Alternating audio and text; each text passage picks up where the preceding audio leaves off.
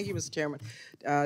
Let me just make a comment with regard to taxpayer dollars and accountability. Just for the record, I want to remind you that the Pentagon has failed 5 audits, and the waste, fraud, and abuse in the defense budget is rampant. And at some point, we've got to get that under control. And taxpayers need to know that is the only agency, the Pentagon, the Defense Department, in history that has failed 5 audits and that has never passed an audit.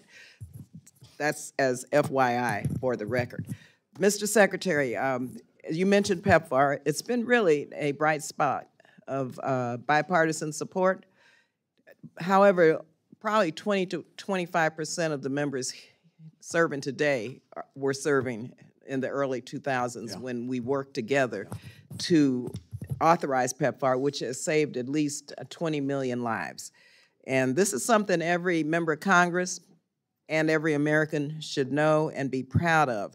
So from the State Department's perspective, why is reauthorization of this flagship program should continue, and why do we need to continue it with bipartisan support? And secondly, many PEPFAR-focused countries, well, several, have reached epidemic levels.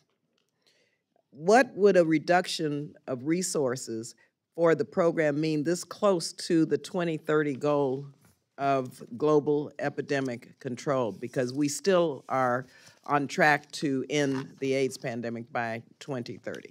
And I think you put your finger on it. The simple truth is that for the extraordinary number of lives saved and changed, the job is not yet done. And we have the very real possibility of eradicating this epidemic by 2030, but that requires continuing the program. And we've seen in some places some of the dramatic progress actually slow, if not halt. So if we take our foot off the accelerator over the next 7 or so years, I think there's a real danger that we risk losing some of the gains that we've made. So we have to see this through. I just took part in by video in an event that former President Bush had to celebrate the 25 years. I think that's hugely important because it does remind people, or actually informs people, to your point, of what an achievement this has been on a strong bipartisan basis. And it's a huge credit. One other element. You know this better than I do. Wherever I travel, in Africa in particular, the thanks, appreciation, gratitude that we get for the PEPFAR program is extraordinary.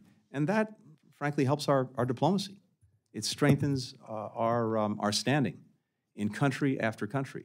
On a human level, when I get to hear from people who have benefited from the program, it touches me deeply. But geopolitically, this is at a time when, again, we're in competition with China and others for influence.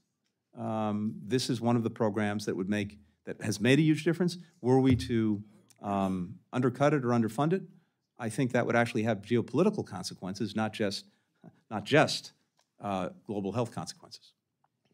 Thank you, Mr. Secretary. Do I have another minute, or how are we doing this? I'm not going to tell you no. Well, this will be brief. Very brief.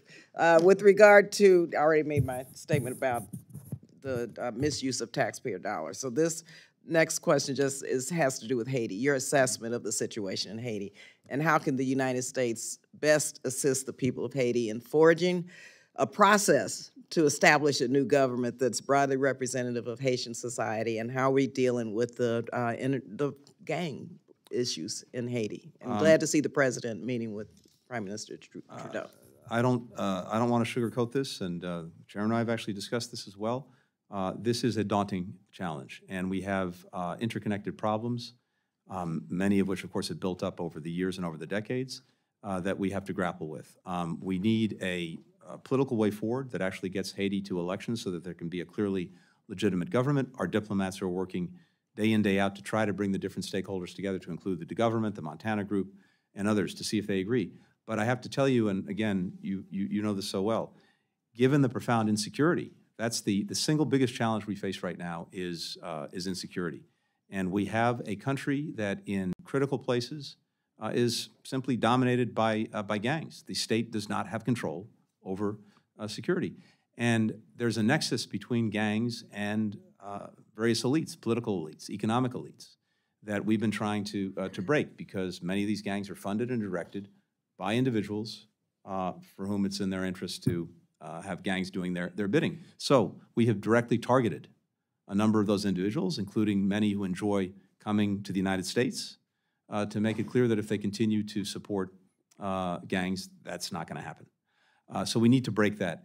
And then we need to, as we've been doing, support the Haitian National Police in trying to build up their capacity, not just equipment, training, et cetera. There is, as you know, a very active discussion going on at the United Nations and beyond about whether there needs to be some kind of international force to bolster, probably a police-based force, to bolster the Haitian National Police and to provide greater security. It's a very active discussion. We're heading, in a few hours, heading to Canada with President Biden, and Canada's been one of the countries that's been in the lead of these discussions.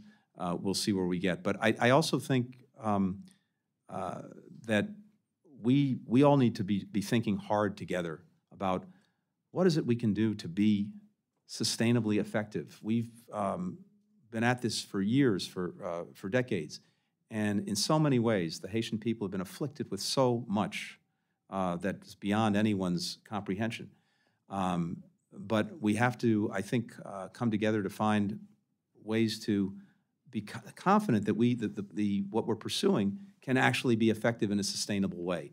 And again, this is not easy given the long history and the challenges, but those are our areas of immediate focus. Thank you, Mr. Chairman. Thank you, Mr. Secretary. I know you're interested in Haiti. Yeah. Also, This is a conversation that we're going to have to continue long and hard. Thank you very much. Long and hard.